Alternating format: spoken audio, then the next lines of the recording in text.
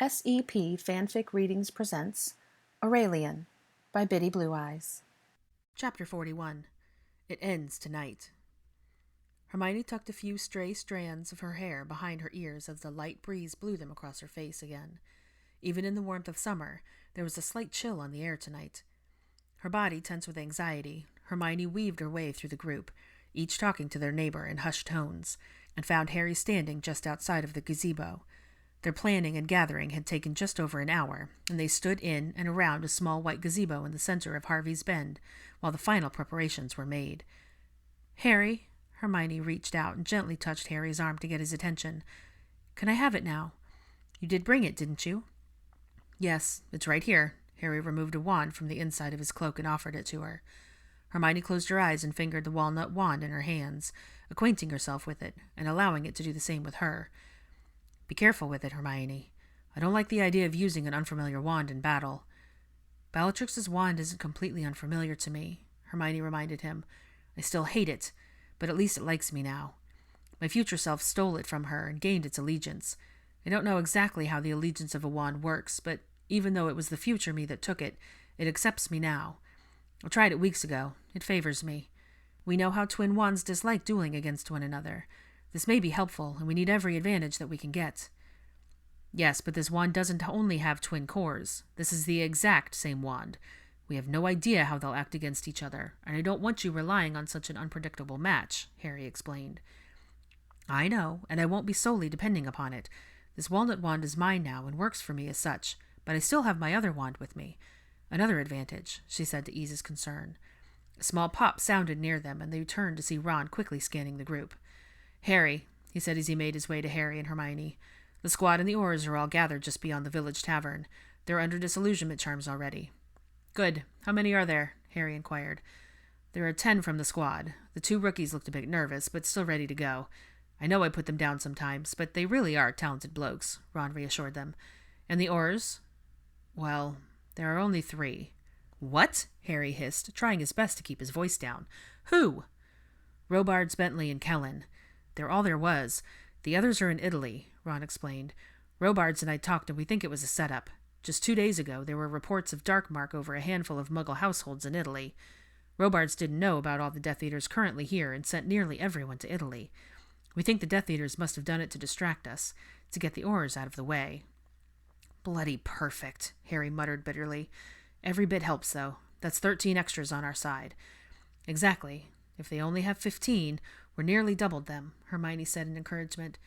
"Hey, where are the others? And Malfoy?" Ron worried as he looked over the group in the gazebo. "Draco needed to, relieve himself," Hermione said uncomfortably. "Your dad, Bill, Percy, and Blaze went with him." "Hilarious that he needs a full escort just to take a piss," Fred chortled as he and George made their way down the gazebo stairs to join Harry, Ron, and Hermione. "I hope he realizes that we'll never let him live it down," George said with a lopsided smile. Hermione smiled at the thought, but her heart was too anxious to grant her a chuckle. "We ready to go when they get back?" Fred asked seriously. "Yeah, the squad's ready, and so are we." Harry adjusted his glasses out of nervous habit and straightened them when he saw the 4 men and a small boy making their way back to the gazebo. When she saw him, she felt the instant desire to rush to him and take him away from there. She knew it was not her son, but Draco meant just as much to her, and he looked so small and fragile. "All set?" Ron asked as they entered the gazebo from the other side. At his father's nod, he continued, "We're all set then. Harry?" "Let's move." Harry's face became like stone, and he turned and marched toward the country road that led north through the town. Hermione put up her hood and followed slowly, holding back to wait for Draco when a hand slightly took her arm. "Hermione?" Ginny asked, speaking in a hushed tone, as she kept a watchful eye on her surroundings. "Do you have the things for Katie?" "Yes, of course," Hermione answered, looking over her shoulder at the small boy in their midst. His shoulders were back and his face hard and guarded. He walked with determination and pride well beyond what a true toddler would own, but still looked so tiny and feeble when flanked by all the tall Weasley men. "I thought that maybe I could take them," Ginny suggested. Surprised by the request, Hermione turned her full attention to the girl at her side. "Why? Did you talk to Harry?" she asked. "No, not yet, but it's not a secret. Dad, Bill, Blaze, and I were talking, and, well, it's nothing more than a feeling, but we feel that your place is toward the front. Not that we want to put you out there or put any pressure on you," Ginny added hurriedly, concerned that Hermione might take it the wrong way. It's just, Harry and Ron are at the front, and you've always been at their sides. And Draco, I know you're concerned for him, and he's going to be, well, out in the center of it. I just don't want you to feel helpless and shoved to the back. If you feel you'll be more comfortable with that responsibility, then I won't take it from you. I'm not afraid to—" "I understand, Ginny," Hermione interrupted, and I appreciate it. Thank you. It's not a problem. I understand, too. Be careful, though, please, Hermione," she pleaded. "We all need to be," Hermione reminded her. "Come on, Munchkin, keep up the pace," Fred teased as Draco began to fall behind. He and his brothers slowed down their steps so as not to let him get more than a few steps behind, but their pace was decreasing steadily. "Shut it," Draco grumbled in Aurelian's high child's voice. "My legs feel like they're only 3 inches long." "Come on now, they're at least 3 times that," George said playfully. "And your legs are at least 3 times that." At the twins' teasing, Draco pushed himself forward, nearly running to keep up their standard pace. "Come here," Hermione instructed. She stopped and, without waiting for a response, picked Draco up under her arms and perched him on her hip. Surprised by the sudden move, Draco clung to her cloak for support. "Well, that's one way to solve it," Fred chuckled. "Yeah, I wish I could ride like that," George smirked. "Would you knock it off and get serious?" Blaise growled moodily. "We're going into battle. It's not a time to play." "Don't take their banter the wrong way, Blaise. They understand how serious this is. They're only trying to lighten the mood," Ginny said in her brother's defense. Everyone there understood the danger and gravity of the situation, and Ginny rather appreciated the way twins lightened the mood. If it weren't for them, the heavy sense of dread might overwhelm her. "Hermione, put him down," Harry ordered, ignoring Blaise and Ginny completely. "They're not to know you're here. It could ruin everything if someone sees you babying him from afar." "If you're concerned about one of them watching from afar and becoming suspicious, then don't you think it would be more suspicious to see us forcing a toddler to race and keep up with us?" Hermione challenged bitterly. "My hood is up, Harry. They won't know it's me. Besides, I'm not going to let him get worn out by simply walking." "He's not Aurelian," Harry reminded her. "I know that," she scowled. "But he has Aurelian's body and therefore his stamina. If we make him run or jog all the way there, it will put him in poor shape to fight." Hermione's tone made it quite clear that she would brook no arguments, so no one else said anything further on the subject. With the matter closed, Hermione finally turned her full attention on the child in her arms. "This is quite awkward, isn't it?" Draco said with a hint of a smile. Aurelian's gray eyes shined in the moonlight when she saw them. Hermione embraced him tightly, pulling his head to her shoulder and burying her face in his light brown hair. "As strange as this is, it's not all that awkward to me," she admitted in a whisper. "I'm so scared, Draco. You must be careful." "I will be. Wand in hand at all times. I don't care if they see it. Your safety means everything to me," she whispered softly. "And yours means everything to me, so you do the same," he insisted. "I hate sending you in there. I have half a mind to apparate away with you right now. If I could think of any other way to save Katie, I would do so." Hermione felt the tears begin to well in her eyes. "No tears. It will be all right," he reassured her. "Remember, they want Aurelian alive. I should be the safest one there." "I just pray it all goes to plan." A rogue tear escaped and ran slowly down her cheek. Draco lifted his tiny hand and gently brushed it away. "I love you," she spoke into his ear. "I love you too. Be strong, though. We'll make it through." "Hand him to me, Hermione," Harry instructed. "We're almost there." "I'm not a dinner dish to be passed around," Draco muttered sourly. "I know, but Hermione's right. If you were really Aurelian, you'd be carried, and I'm to be the one to deliver you to them," said Harry. Without waiting for permission, Harry took Draco from Hermione. "Stay toward the back now, Hermione." With a painful twist in her heart, Hermione slowed her pace to walk near the back of the procession.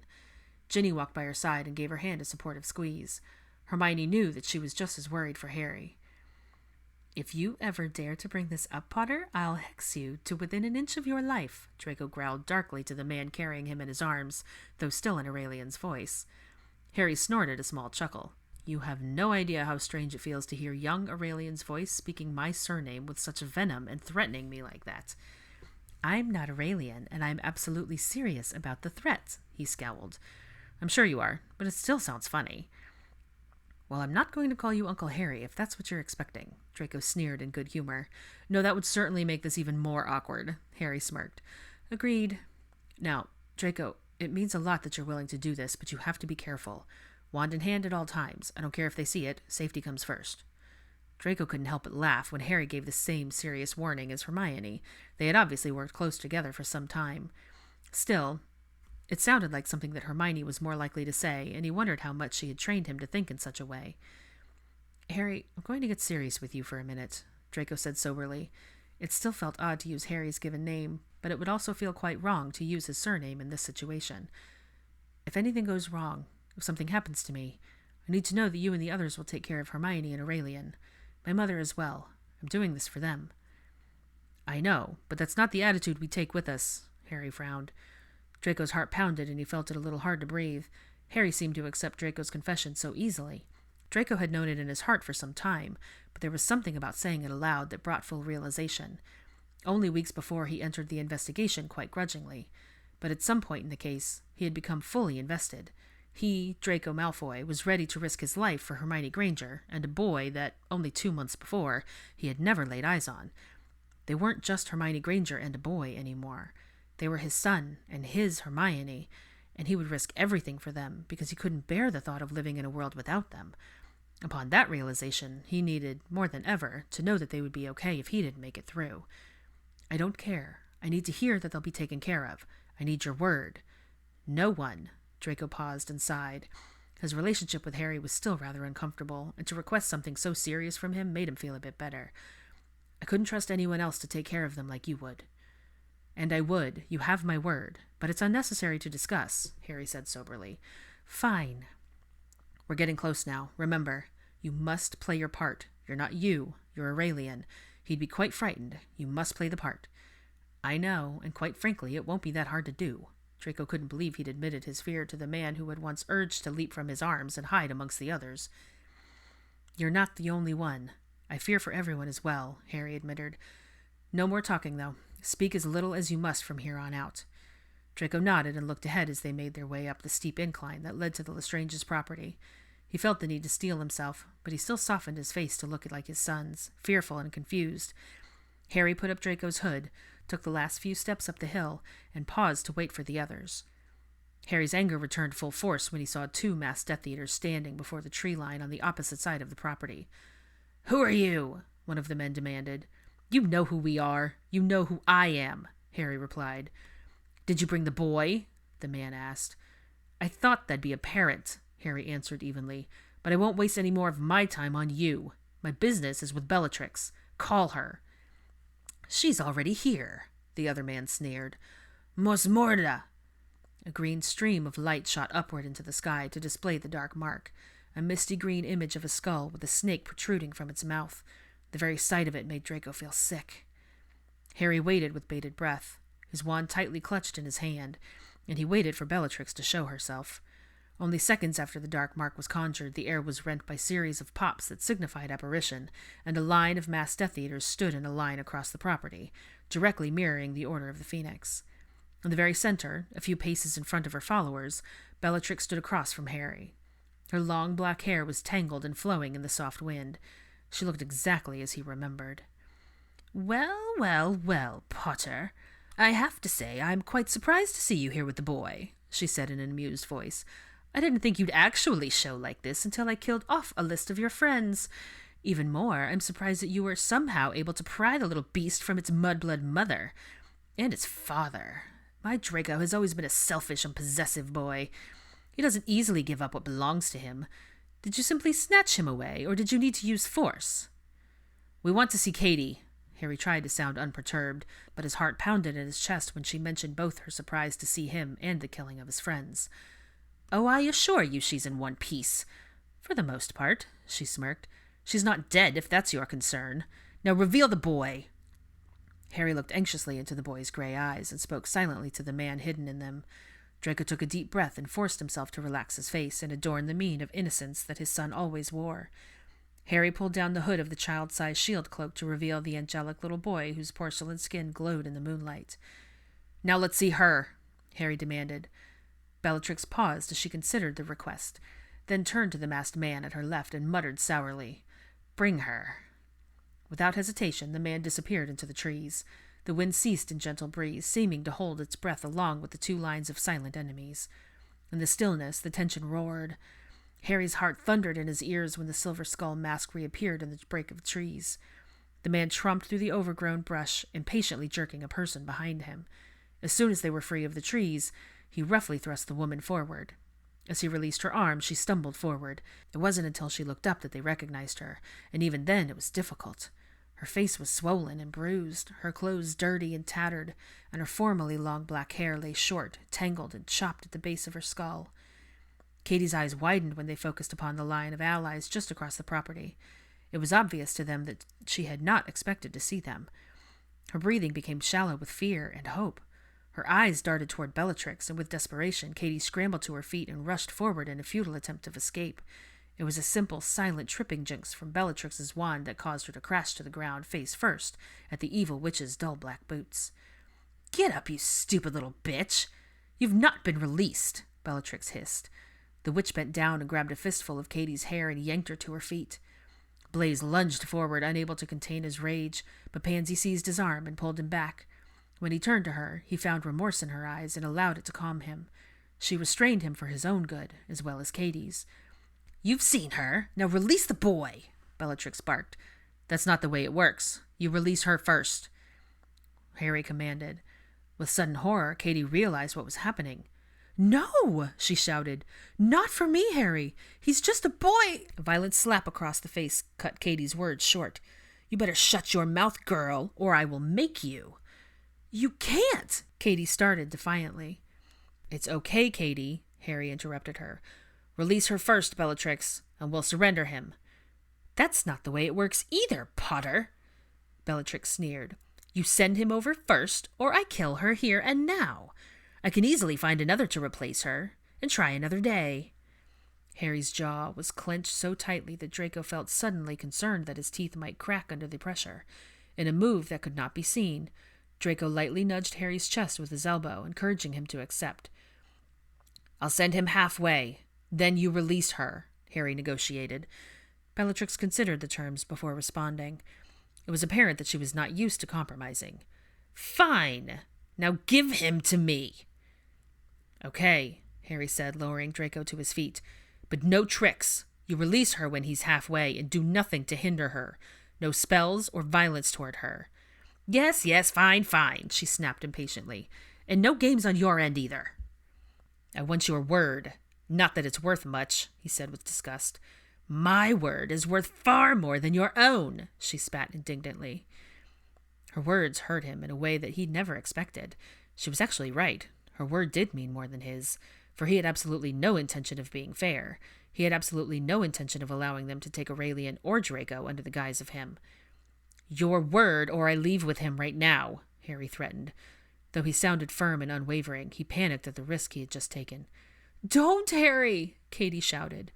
Bellatrix's eyes widened with deranged fury, and Harry feared she might take Katie's life that instant. With restraint she had never shown before, Bellatrix refrained from cursing the audacious girl, but struck her across the face again instead. "My word! Now give him to me," she snarled. Harry took a deep breath and knelt in front of Draco, as he would if speaking to Aurelian.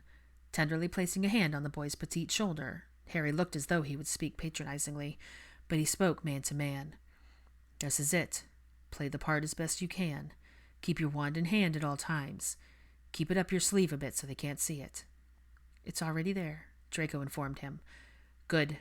If something goes wrong, or even if something just feels off, don't hesitate to use it. We've all got your back."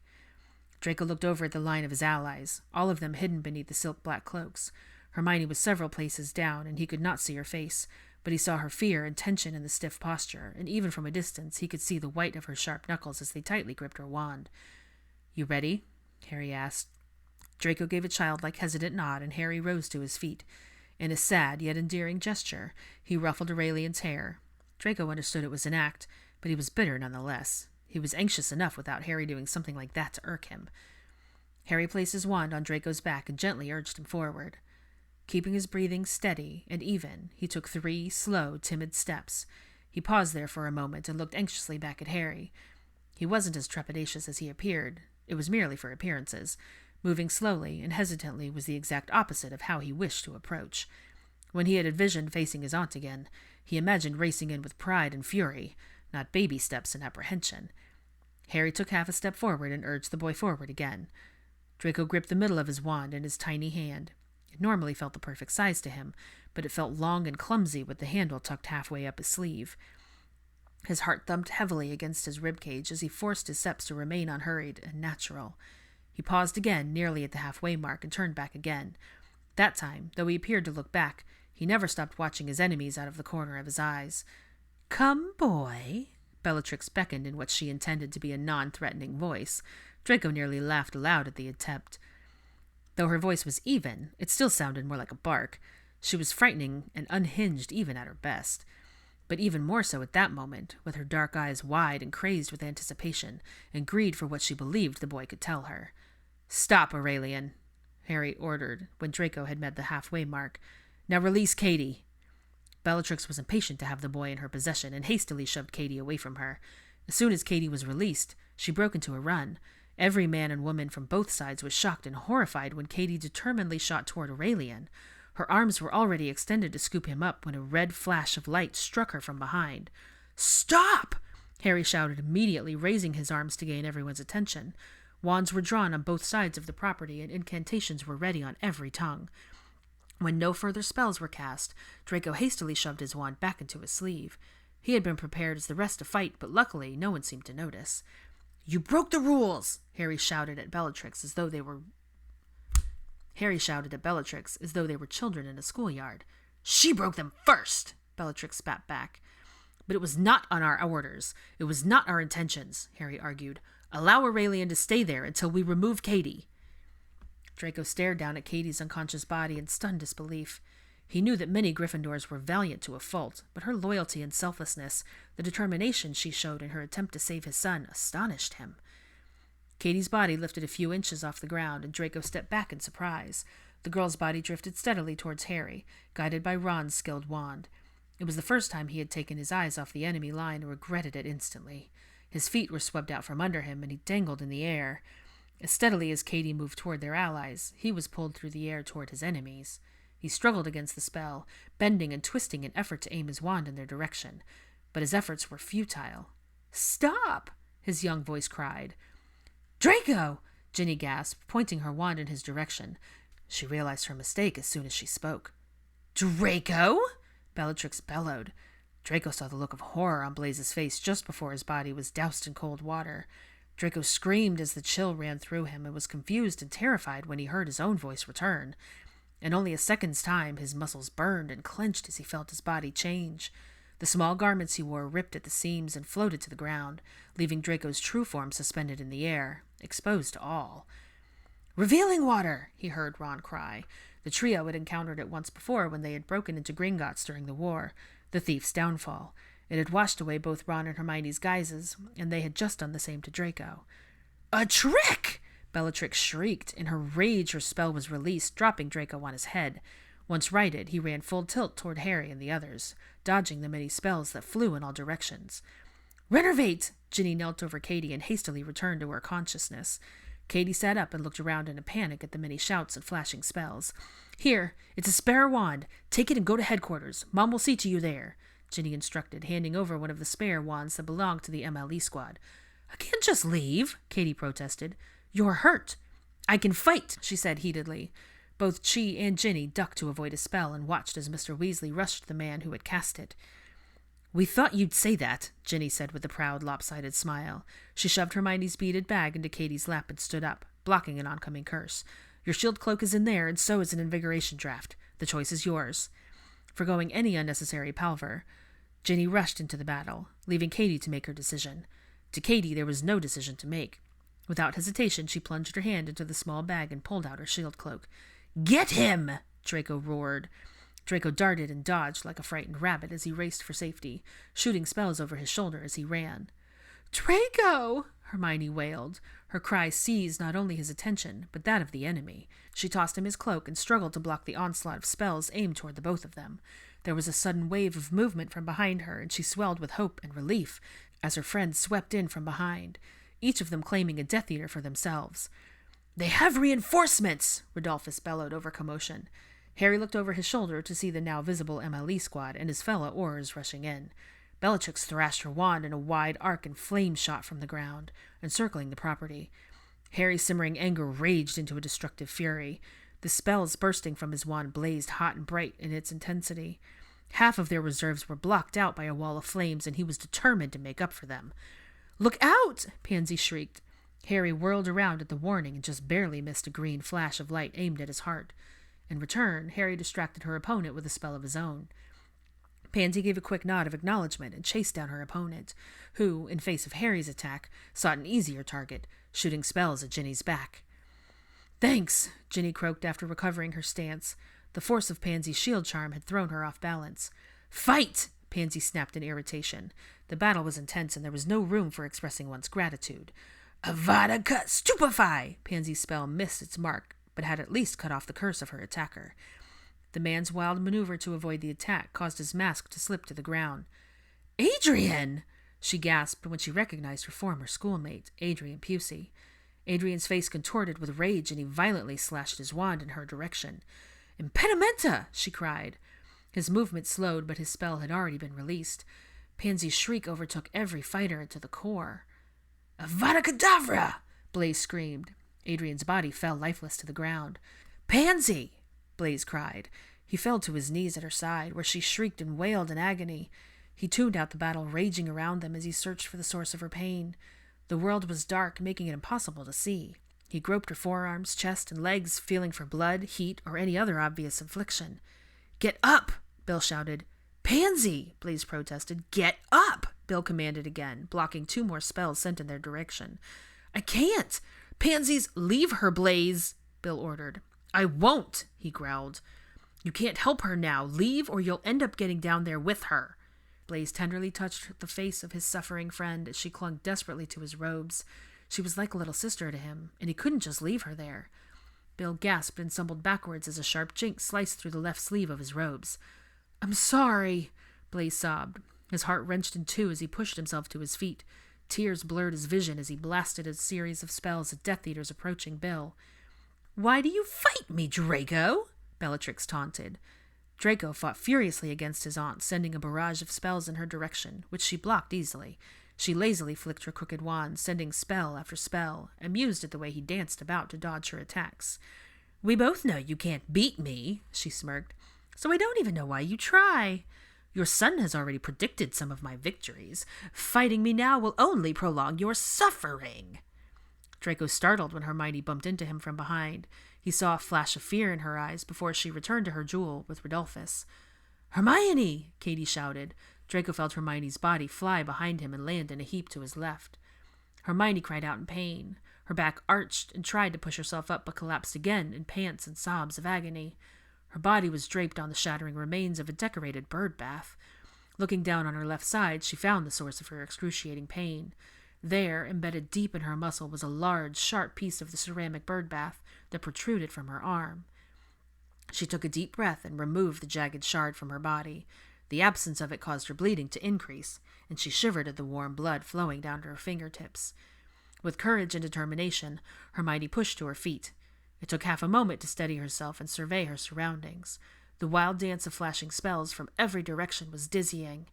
Seeing her rise out of the corner of his eye, Rodolphus casually walked away from his current opponent with the obvious desire to finish his previous duel.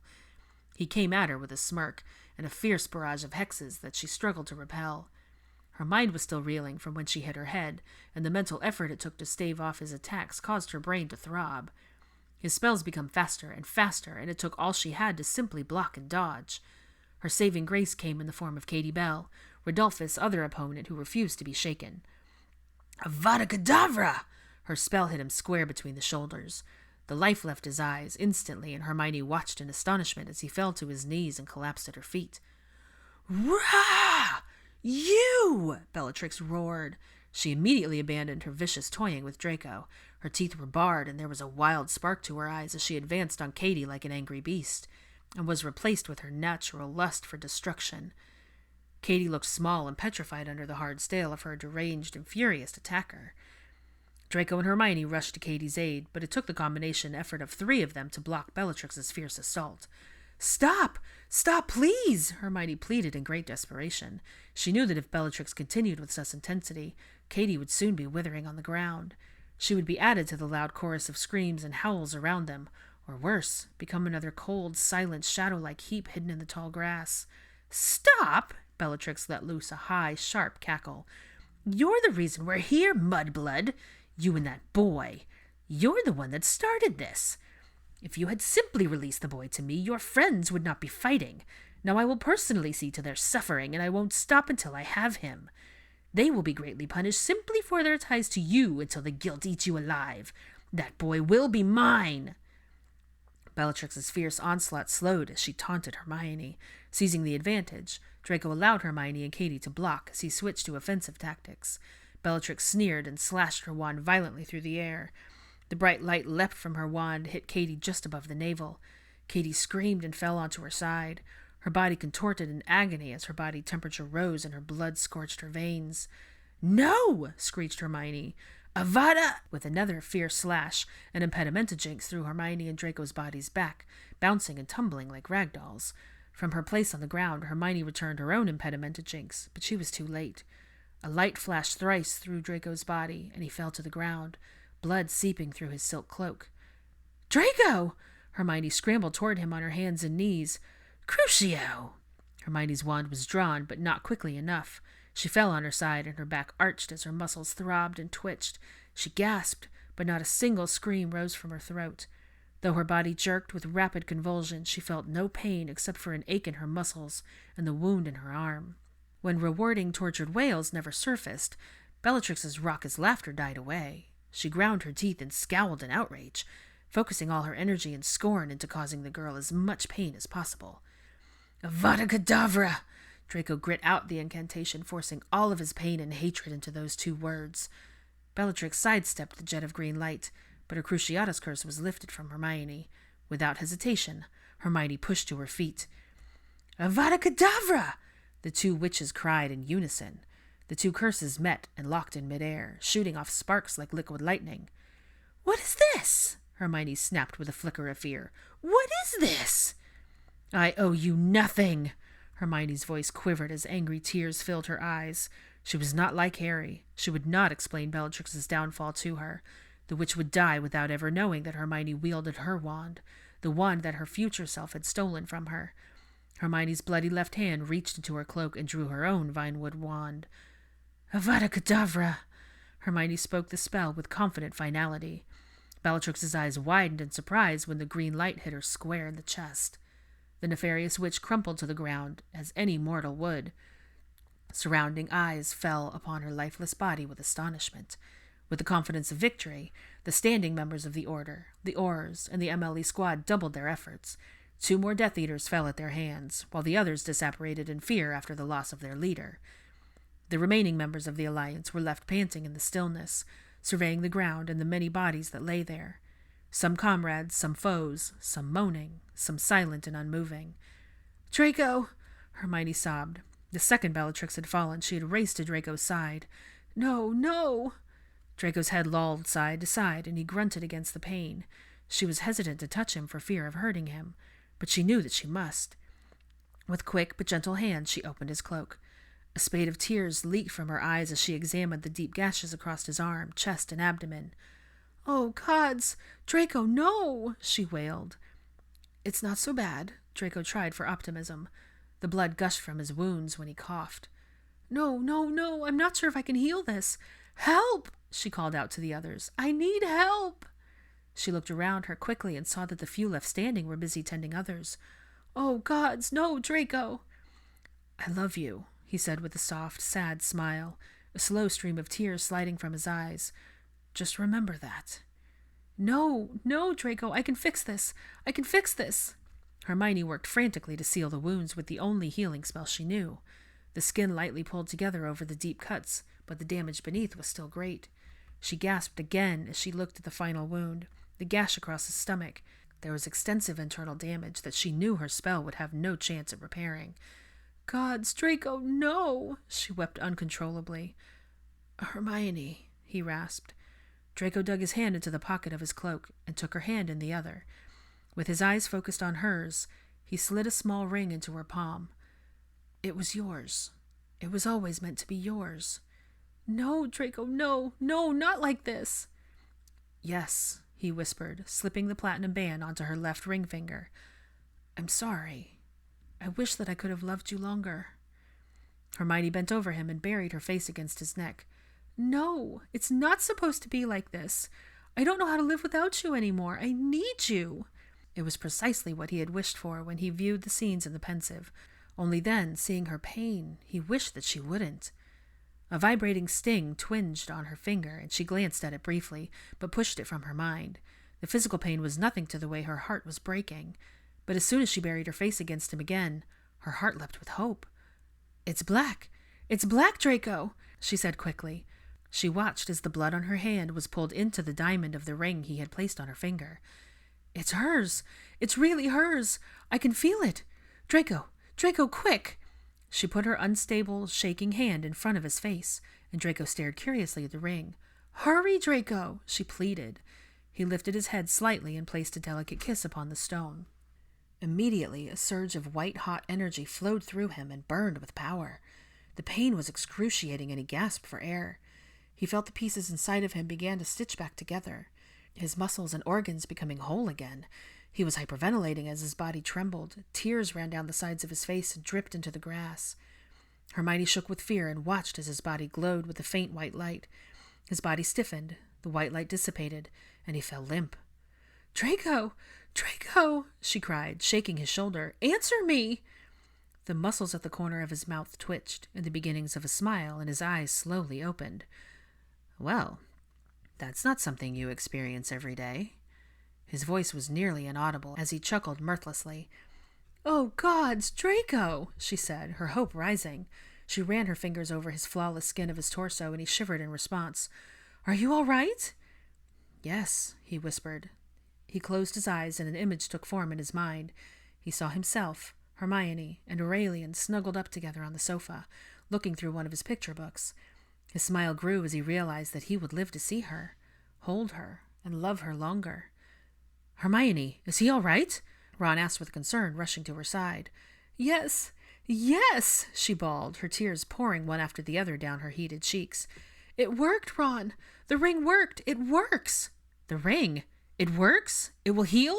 Ron asked. It took a moment for the miraculous possibility to fully settle against the preconceived laws of nature and magic. But when it did, his eyes lit up with hope. Help the others, said Draco. Hermione felt torn and guilty for her selfish desire to stay at Draco's side. Go, he insisted. Hermione felt the power building in her, shaking hand again at the mere thought of the injuries her other friends might be suffering. Ginny, please, Ginny, Ron pleaded. Hermione turned and followed his eyes to where Ginny lay bleeding on the ground, just as Draco had, Harry crying over her. Hermione's heart broke all over again, and she found it difficult to breathe, but her body moved on its own accord. A silent plea rose from deep inside of her, a prayer that she was not too late to help. Hermione knelt on her side and automatically took the girl's hand in both of hers. Ginny? Ginny was unresponsive. Ginny, Hermione said again, lightly shaking her. Still, the girl made no response. Her breathing is slowing. She won't move. She won't answer, Harry said despondently, gripping her other hand tightly to his chest. Tears mingled with the sweat from his overexertion and slowly rolled down his pale cheeks. He couldn't look at either of them. Hoping against hope, Hermione pressed the black stone of the ring to Ginny's pale lips. She felt the power build with her, the increased beat of her heart. Ginny's eyes flew open and her muscles tightened and twisted. Her scream rent the air. Hermione laughed and sobbed at the same time, her tears falling faster as she watched Ginny's wound seal before her eyes. Harry gaped in confusion, his eyes darting quickly over Ginny's body before shooting a quick questioning glance at Hermione. Stay with her, Hermione ordered. Harry nodded dumbly as Hermione jumped to her feet and raced toward the next fallen victim. The ground was littered with bodies. She looked around her, and after a quick count, she realized that out of the 27 people that came to fight, there were only 8 members of the Alliance still standing, including herself. Ron and George beckoned her to the most severely injured, many just on the brink of death. Hermione felt her body and her hand weakening, refusing to give up, refusing to let anyone continue to suffer. She squeezed more blood from her wound to fuel the Fey Stone's magic. When she finally finished with the last, Mr. Weasley, she feared that she might collapse from exhaustion. Are you all right? Ron worried. Yeah, she sighed heavily. What about you? Will it work on you? George asked, helping to guide her to the ground where she could sit. I don't know. Try, Ron urged. Hermione brought the stone to her own lips and watched as the diamond turned yellow again. She sobbed uncontrollably as a searing pain pulled from every cell in her body and concentrated in her arm. She felt the wound seal from the inside and panted as the pain died away. Knowing there was no more that she could do, and overwhelmed with exhaustion, Hermione lay down in the grass and closed her eyes. If they're healed, then why don't they get up? Ron asked anxiously. Some of them are, George said as he looked around. Blaise looked in perfect health as he knelt by Pansy. Katie, Bill, and his father were also on their feet, checking on those that were still recovering. It's those that have lost blood that aren't. They just need blood replenishing potions. We need to get them some. I'll send Benson and Crowley to the St. Mungo's and get as much as they can. You gather everyone that's still standing and finish checking the Death Eaters. Leave the ones that are dead. Make sure those that's still breathing are bound and snapping their wands. Incarcerous for certain, maybe full body binds as well. We're not letting a single one escape, Ron ordered. George nodded and followed his orders without hesitation. 30 minutes later, Hermione was gently shaken awake by Blaise. She peered up as a shadowed form outlined by the moonlight and squinted through the darkness until her eyes met his. Here, drink this, he said. He delicately pushed the hair from her face and brought a small bottle to her lips. As soon as she felt the sweet liquid slide across her tongue, she felt a comforting warmth spread through her. Her weak heart became strong, and natural flush returned to her cheeks. Draco? She inquired. He's just fine, Blaise answered. He's already been given the potion. Move on to the next, then, she told him. Thank you. For everyone, he said solemnly. Hermione watched as he rose to his feet and allowed her eyes to flutter closed again. She breathed deeply and succumbed to the pleasant warmth that weaved through her tired body. Hey, beautiful, Draco said as he gently brushed her cheek. A small smile pulled at the corners of her mouth, and she naturally turned into his touch. Are you all right? Mm-hmm, she answered. Draco caressed her cheek again. Her skin glowed with health even in the pale moonlight, but she still looked so weak to him. Then open your eyes, he requested. I'm afraid to, she answered. Her smile instantly faded and was replaced with a frown and sad scrunch of her brow. I'm afraid that if I wake up, it will all have turned out to be only a dream, and you won't really be here, and the others will all be.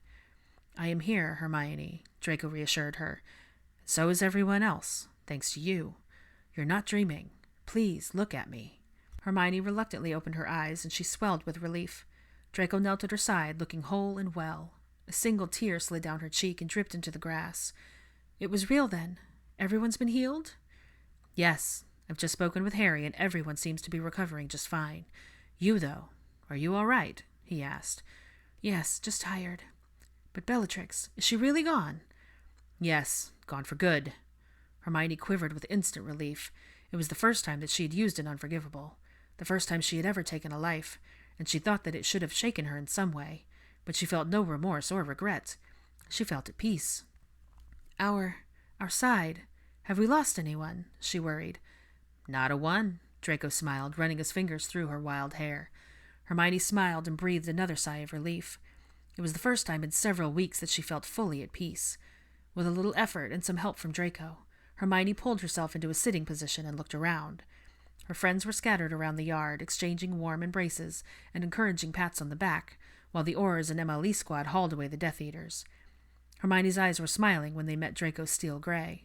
She never thought of the color gray as being warm, but it was when it came to Draco's eyes and their son's matching set. You're a miracle, he said, pulling her against his chest. Not me. The ring, she corrected, gazing at the yellow diamond set in platinum band. No, I meant you. Here, you should have this back, she said. She slipped the ring off of her finger and offered it to Draco. No, he replied, pushing her hand away. I gave it to you. And I'm very honored, but it's still yours, she insisted. But it's meant to be yours. It always has, he told her. Then I'll see it again, she said with a small blush. Fine. I'll take it from you now, but I swear to you, one day, I will claim you properly for my own, and it will be yours again, he said solemnly. I'll hold you to that, she smiled, her blush deepening. Draco snorted a quiet chuckle against her neck and placed a delicate kiss to her throat. I love you. I love you more, she whispered in his ear with a smirk. I think not, he said with a lopsided smile to match hers. Hermione jumped and yelped when he goosed her side. She shrunk down with embarrassment when her friend's curious attention fell upon the pair of them. As much as I love teasing you and making you blush, I think it's time to head back to headquarters, Draco said, placing another kiss on her neck. He hoped she would not mind the extra affection he planned to show her that day and several following. Just as she had feared it was only a dream, he needed the reassurance as well, and he sought it in her company. Yes, she agreed. I want to check in on Aurelian.